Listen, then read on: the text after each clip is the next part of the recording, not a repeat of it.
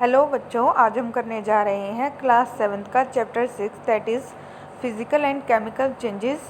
तो बच्चों, अभी तक हमने फिज़िकल एंड केमिकल चेंजेस के बारे में पढ़ लिया है। हमने डिफरेंट एग्जांपल्स की हेल्प से हमने फिज़िकल एंड केमिकल चेंज को समझने की कोशिश की है। अब हम शुरू करने जा रहे हैं एक नया topic that is rusting of iron. तो बच्चों, it is very important topic because आपने यह रस्ट का मतलब होता है जंग, और लोहे पर जंग लगते हुए सभी ने देखा होगा। सभी के घरों में आयरन से बने टूल्स होते हैं या फिर चीज़ें होती हैं। तो यह बहुत ही इंपॉर्टेंट इंटरेस्टिंग भी है। तो आज हम शुरू करने जा रहे हैं from rusting of iron. Rusting of iron, let us get back to rusting. तो दोबारा से हम रस्टिंग पर जाते हैं। This is one change that affect iron articles and slowly destroyed them. अगर बात की जाए सिर्फ रस्टिंग की, रस्टिंग का मतलब क्या होता है, जंग लगने का मतलब क्या होता है? इसका मतलब है एक ऐसा चेंज जिसमें कोई भी आर्टिकल जो लोहे का बना है वो क्या करता है, उसमें चेंज आता है, और वो चेंज ऐसा होता है कि धीरे धीरे उस चीज़ धातु को तोड़ना शुरू कर देता है। Since iron is used in making bridges, ships, car, truck bodies and many other articles. अब सभी को पता है कि मोस्टली हमारी जो चीज़ें हैं वो उनमें आयरन कहीं ना कहीं ज़रूर प्रेजेंट होता है। तो अगर आयरन में जंग लग जाता है तो स्पेशली क्या होता है कि वो चीज़ें वीक होनी शुरू हो जाती हैं। अगर बाई चांस फॉर एग्जांपल कोई पुल है, अगर वहाँ पर जो आयरन का बना है और वहाँ पर जंग लगना शुरू हो गया, तो आप सोच सकते हैं कि कितना बड़ा हादसा हो सकता है। इसी तरह जो शिप्स हैं, कार हैं, ट्रक है, वो भी आप देखते हैं कि धीरे धीरे उनमें भी जंग लगने का प्रोसेस शुरू हो जाता है आफ्टर सम टाइम। तो इसे रोकने के लिए कुछ प्रिवेंशंस हैं जो की जाती है, उसके बारे में हम आगे पढ़ेंगे। पहले हम रस्टिंग के बारे में जान लेते हैं कि रस्टिंग के लिए क्या क्या होना ज़रूरी होता है। तो कंडीशंस क्या है रस्टिंग की? तो the process of rusting can be represented by the following equation. जैसा कि मैं आपको पहले ही बता चुकी हूँ कि हर इस चैप्टर में हर एक चीज़ जो केमिकल रिएक्शन है उसमें इक्वेशन दी गई है, और उस इक्वेशन को हमें एज इट इज़ ही लर्न करना है। तो यहाँ मैंने आपको बताया था कि आयरन का जो सिंबल होता है दैट इज़ Fe। तो Fe जो आयरन है, मान लो कोई भी वस्तु बनी है जो आयरन की, वह सिर्फ रिएक्ट करेगी इन द प्रेजेंस ऑफ ऑक्सीजन, और जो कि कहाँ प्रेजेंट है, हवा के अंदर। और अगर हवा में नमी है या फिर उस वस्तु पर पानी लग चुका है तो दोनों ही चीज़ें अवेलेबल हो गई, मतलब तीन चीज़ों का कॉम्बिनेशन हो गया। आयरन का कोई भी चीज़ है उस पर क्या है, पानी गिर जाता है या फिर हवा में मॉइस्चर और ऑक्सीजन की प्रेजेंस में क्या होगा, जंग लग जाएगा। तो जंग लगने का जो फॉर्मूला है दैट इज़ Fe2O3। तो यहाँ पर कैपिटल F है, स्मॉल e है, Fe2O3। इसका हम केमिकल नेम बोले तो क्या हो जाएगा, आयरन ऑक्साइड, जिसे हम कॉमनली क्या कहते हैं, रस्ट, जंग। ठीक है, तो ये इंपॉर्टेंट है, आपको ये इक्वेशन बार बार याद करनी है, लर्न करनी है लिखकर। और इसके वैसे इतना लर्न करने वाली ज़रूरत नहीं है, आपको ये पता होना चाहिए रस्टिंग के लिए क्या चीज़ें चाहिए, oxygen and water. For rusting the presence of both oxygen and water is essential. अगर आपको रस्टिंग से अपनी किसी भी टूल्स या कोई भी चीज़ है जो आयरन की बनी है उसको बचाना है, तो आपको क्या करना पड़ेगा, तो आपको या तो ऑक्सीजन के साथ उसका संपर्क और वाटर के साथ उसका जो कनेक्शन है वो काट देना पड़ेगा। तो इससे क्या होगा कि जो आयरन टूल है तो वो क्या होगा, वो वहाँ पर रस्ट नहीं लगेगी। तो ये कुछ प्रिवेंशन है जो हम अब आगे पढ़ने वाले हैं। In fact if the content of moisture in air is high which means it is more humid, rusting becomes faster.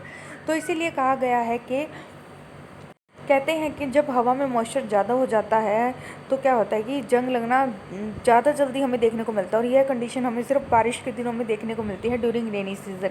और अब रेनी सीज़न चल भी रहा है तो आप देख सकते हैं कि बहुत सारे ऐसे आयरन के जो आर्टिकल्स हैं, चीज़ें हैं जो आयरन से बनी हैं, उन पर काफ़ी मात्रा में आपको जंग लगा दिखाई देगा। So how do we prevent rusting? तो यह एक क्वेश्चन निकल के आता है कि हम कैसे प्रिवेंट, मतलब रस्टिंग को होने से कैसे अपने जो आयरन आर्टिकल है उस पर रस्टिंग को होने से कैसे रोक सकते हैं। Prevent iron article from coming in contact with oxygen और वाटर और बोथ। हम इनमें से या तो कोई एक ऑक्सीजन को रोक दो या फिर वाटर को रोक दो आयरन के कांटेक्ट में, या फिर दोनों को रोक दो। अगर इन दोनों को रोक देते हैं तो रस्टिंग नहीं होगी, जंग नहीं लगेगा। One simple way is to apply a coat of paint और ग्रीस, ये इंपॉर्टेंट है। जब भी आप देखते हैं कि आयरन का कोई भी ग्रिल बनवाते हैं या दरवाज़ा बनवाते हैं तो उसके बाद क्या किया जाता है, उसके बाद पेंट किया जाता है।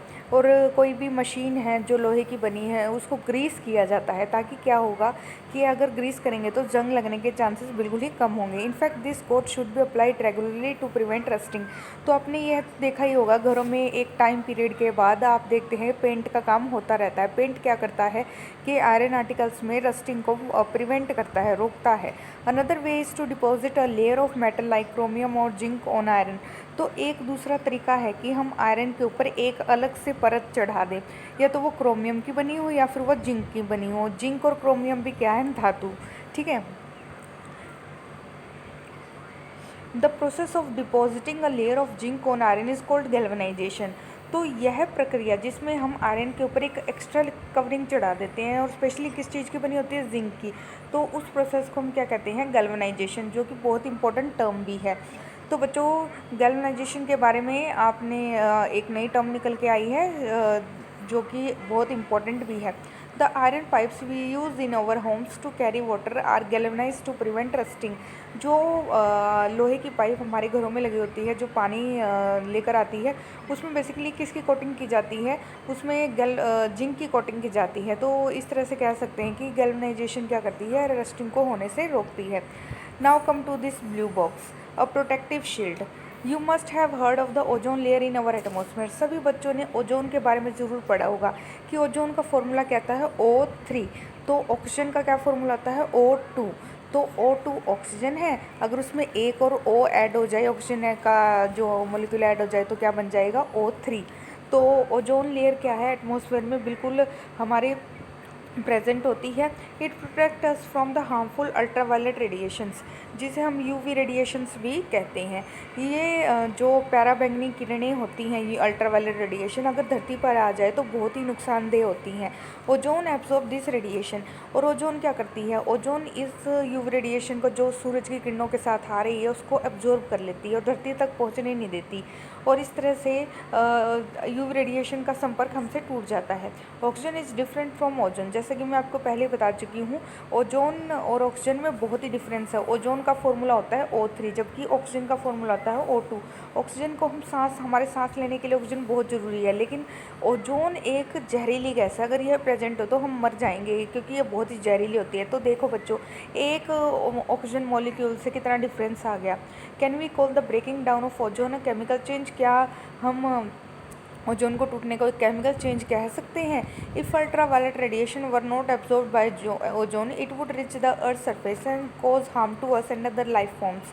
अगर अल्ट्रा वायलेट रेडिएशन ओजोन के द्वारा नहीं एब्जॉर्ब की जाएंगी तो वो धरती तक पहुंच जाएंगी, और क्या होगा फिर, हमारे जो जितने भी जनजीवन है, चाहे वो पेड़ पौधे हों चाहे एनिमल्स हों, उनको क्या करेगी, हार्म करेगी, नुकसान पहुँचाएगी। Ozone act as a natural shield against the radiation. तो आपने अगर अपने घरों में अम्ब्रेला देखा है, तो ozone is just like umbrella. जो अम्ब्रेला क्या करता है, जो हमें सूरज या फिर बारिश से बचाता है, इसी तरह यह है जो ओजोन की लेयर होती है, लाइक एन अम्ब्रेला, हमें जो सन है, सन से आने वाली अल्ट्रावायलेट रेडिएशन से बचाती हैं। तो वह कह सकते हैं कि ओजोन हमारे लिए बहुत ही ज़रूरी है। लेकिन आपको मैंने डिफरेंस बता दी कि ओजोन एक जहरीली गैस है। इसकी प्रेजेंस में यह बात बहुत ही हमारे लिए फेवर करती है कि ओजोन बिल्कुल नीचे हमारे पास नहीं प्रेजेंट। यह जो एटमॉस्फेयर की स्ट्रेटोस्फीयर लेयर होती है वहाँ प्रेजेंट है, हमसे काफ़ी ऊपर है प्रेजेंट होती है, इस वजह से हम इसके कांटेक्ट में नहीं आते। तो यह हमारे लिए एक बहुत ही बेनिफिशियल बात है, अदरवाइज़ यह बहुत ही जहरीली गैस होती है। Oh, that is why my friend Rita is always complaining about iron article rusting so fast. She lives near the coast. तो अब पहेली कहती है कि इसी वजह से मेरी फ्रेंड रीटा है, वो हमेशा कंप्लेन मतलब शिकायत करती रहती है कि उसके घर जितने भी लोहे की वस्तुएं हैं वो हमेशा, कितना ही उनको मतलब प्रिवेंशन कर लो, कितना ही उनको अच्छे से संभाल के रख लो, वहाँ पर जंग लगे बिना हटता ही नहीं है। क्यों? क्योंकि वो कहाँ रहती है, कोस्टल एरिया में। कोस्टल एरिया मतलब समुद्र के किनारे, ऐसा एरिया जहाँ पर समुद्र या फिर कोई भी ओशियन नज़दीक होता है, तो वहाँ पर हवा में मॉइस्चर ज़्यादा होगा, तो वो कितना ही प्रिवेंट कर ले तो मॉइस्चर रस्ट लगने के चांसेस बहुत ज़्यादा होते हैं। Now come to the next paragraph, you know that ships are made of iron. तो आप सभी को पता है शिप किसके बने होते हैं, आयरन के। And part of them remains under water, और जो शिप होता है उसका जो नीचे वाला भाग होता है वो बेसिकली कहाँ प्रेजेंट होता है, वो पानी के नीचे होता है, ठीक है। तो water drops keep clinging to the ships outer surface. तो आप देखते हैं कि वाटर हमेशा वो जो नीचे वाली सतह होती है किसकी, जहाज़ की, वो बिल्कुल पानी के नीचे की तरफ होती है। तो moreover the water of the sea contain many salts, उसके अलावा जो सी वाटर है उसमें बहुत ज़्यादा सोल्ट्स होते हैं, खनिज तत्व होते हैं। The salt water make the process of rust formation faster. तो एक इम्पॉर्टेंट बात निकल के सामने आई है कि सोल्ट वाटर रस्टिंग को ज़्यादा बढ़ाता है, ठीक है। Therefore ships suffer a lot of damage from rusting in spite of being painted. तो आपने देखा है कि शिप को पेंट भी कर दिया जाता है, फिर भी उसके जो नीचे का जो बेस होता है उस पर बहुत ज़्यादा चांसेस होते हैं कि वो जंग लगने के। तो so much so that a fraction of ship irons has to be replaced every year. इसी वजह से हर साल शिप का जो बेस होता है उसको बदला जाता है फॉर सिक्योरिटी, ठीक है। अगर नहीं बदलेंगे तो शिप है जो पानी में डूब सकता है। Can you imagine the monetary loss to the world. और अगर आप ऐसे ही बेस बदलोगे तो आप सोच सकते हैं कि कितना खर्चा आता है और कितना इससे लॉस होता है, ठीक है। Stainless steel is made by mixing iron with carbon and metals like chromium, nickel, manganese, it does not rust. तो जो हमारा स्टेनलेस स्टील होता है, स्टेनलेस स्टील फॉर एग्जांपल जो ब्लेड होता है वो स्टेनलेस स्टील का बना होता है। तो आपको मैंने बता दिया कि वो किस धातु का बना है, वो मिक्सचर है। तो किस किस चीज़ का मिक्सचर है ये हमसे कई बार एग्जाम में पूछा जाता है। स्टेनलेस स्टील मिक्सचर है आयरन का, कार्बन का, उसके अलावा इसमें क्रोमियम, निकल, मैंगनीज भी प्रेजेंट होते हैं। इतनी धातुएं मिलकर क्या होता है कि जब हम इतनी धातु मिलकर जो नई मेटल बनती है दैट इज स्टेनलेस स्टील। और स्टेनलेस स्टील पर रस्ट नहीं लगता। क्रिस्टलाइजेशन, तो बच्चों एक नया टॉपिक निकल कर आ रहा है, crystallization. In class 6th you have learn that salt can be obtained by the evaporation of sea water. तो आपने देखा है कि छोटी क्लासेस में इवेपोरेशन का मतलब होता है जब वाटर वेपर हवा में उड़ जाते हैं तो उसे बोलते हैं इवेपोरेशन। और आपने देखा है कि सी वाटर में क्या होता है कि जब सी का वाटर होता है जो वाटर वेपर की फॉर्म में ऊपर उड़ जाता है तो नीचे सोल्ट बच जाता है। उस सोल्ट को वह पूरी तरह से प्योर नहीं होता, उसमें बहुत ज़्यादा गंदगी भी, इम्प्योरिटीज़ भी होती हैं। So its crystal are small, the shape of the crystal can not be seen clearly. और इस तरह से क्रिस्टल्स की शेप हम अच्छे से नहीं देख सकते। However large crystal of pure substances can be form from their solution. लेकिन हम क्रिस्टल्स को बना सकते हैं कैसे, जैसे इस प्रोसेस को क्रिस्टल्स के रूप में जो हमारे सोल्ट्स हैं, large crystals of pure substances can be form from their solution. तो हम सॉल्यूशन पहले बनाते हैं और फिर उनसे क्रिस्टल्स बना सकते हैं जो बहुत ही प्योर होते हैं और जिनमें से हम इम्प्योरिटीज़ को बाहर निकाल देते हैं। और इस प्रोसेस को हम कहते हैं क्रिस्टलाइजेशन, मतलब क्रिस्टल बनाने की प्रक्रिया जिसमें हम इम्प्योर जो सोल्ट होता है उससे हम प्योर सोल्ट में कन्वर्ट कर देते हैं, ठीक है। और वो क्या कहलाएगा, crystallization. It is an example of physical change, जो कि बहुत इंपॉर्टेंट है। इसमें कोई नया सब्सटेंस नहीं बनता, इसमें जो ऑलरेडी प्रेजेंट है उसको हमने बस इम्प्योर से इम्प्योर बनाया है। तो यह एक तरह का फिजिकल चेंज है। To be performed in the presence of teacher, तो एक्टिविटी 6.9 बहुत इंपॉर्टेंट है, लैब में हम इसको परफॉर्म भी करते हैं, तो इसको ज़रा ध्यान से रीड करना। Use only dilute sulphuric acid, be careful while boiling water.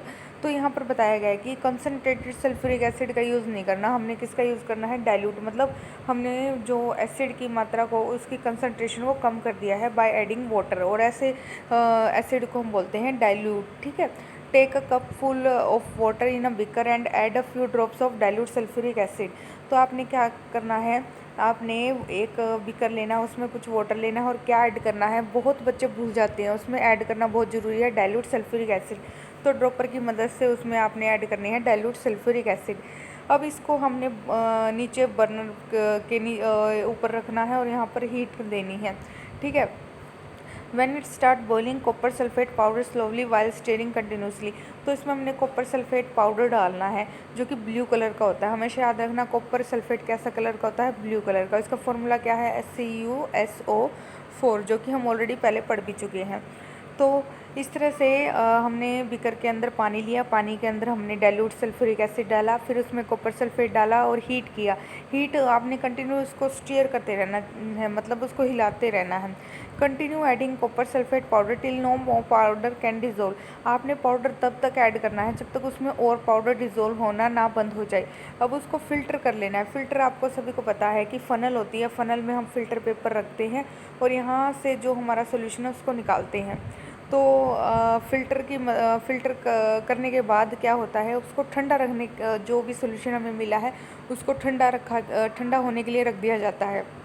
Do not disturb the solution. आपको सोल्यूशन को हिलाना नहीं है बिल्कुल भी।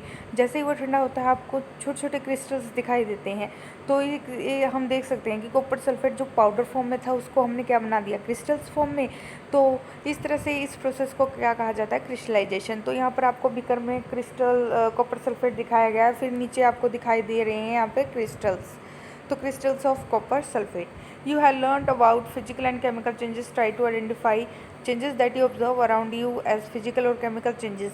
तो बच्चों, आपके सराउंडिंग में बहुत से ऐसे चेंजेस होते हैं जो या तो फिजिकल होंगे या फिर केमिकल होंगे। तो आपको उनको ऑब्जर्व करना है और try to find out and write in your notebook. तो बच्चों, आज के लिए इतना ही। धन्यवाद।